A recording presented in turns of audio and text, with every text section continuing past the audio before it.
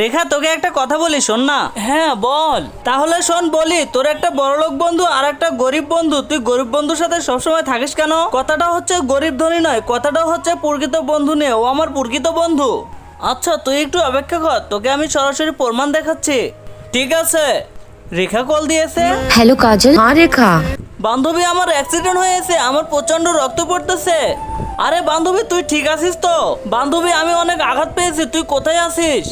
বান্ধবী, আমি অনেক ব্যস্ত আছি, তোর যদি টাকা পয়সা লাগে আমাকে বল, আমি অনলাইনে পাঠিয়ে দিচ্ছি। আচ্ছা ঠিক আছে, রাখি। আচ্ছা এইবার দেখ, আমি আমার প্রকৃত বন্ধুকে কল করি। হ্যালো হ্যালো মাহি, আমার না অনেক বড় একটা অ্যাক্সিডেন্ট হয়ে গেছে। কি?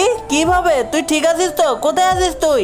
কিন্তু তার আগে তোমার কাছে কোনটা সব থেকে বেশি দামি, এক বস্তা টাকা নাকি মা বাবা? যদি মা বাবা হয় ভিডিওতে একটি লাইক করে চ্যানেলটা সাবস্ক্রাইব করে দিও। লাইক সাবস্ক্রাইব যদি তুমি না করো তাহলে আমি বুঝে নেব তুমি মা বাবাকে একটুও আমি ভালোবাসো না। পার্কের এক সাইডে বসে আছি, দাঁড়া আমি আসতেছি।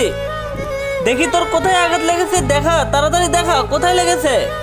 আরে আমি তোর সাথে মজা করেছিলাম, তুই পাগল হয়ে গেছিস। তোর যদি কিছু হয়ে যায় আমার কি হবে? এরকম প্রকৃত বন্ধু যদি তোমারও জীবনে থেকে থাকে অবশ্যই তার নামটি কমেন্ট বক্সে লিখে যাবে।